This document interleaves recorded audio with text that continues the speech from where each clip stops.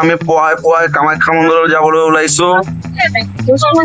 এতিয়া আমি আমলিঘাট পাৰ হলো, গৈ আছো লাহে লাহে। আমাৰ গোবিন্দ দাও আছে লগত, বাকী ঘৰৰ ফেমিলি চব আছে।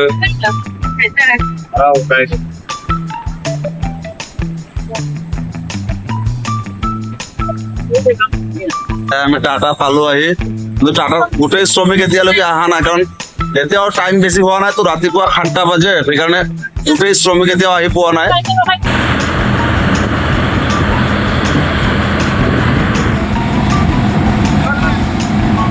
আমাৰ ভিনিদেও যাব, ভিনিদেও আহি পাইছে এতিয়া।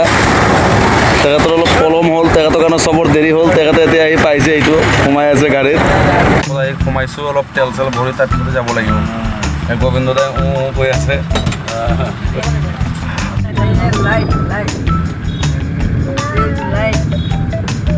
এতিয়া তলত আছো মন্দিৰৰ, এতিয়া নীলাচল পাহাৰত উঠিম, গেটত আহি পালো।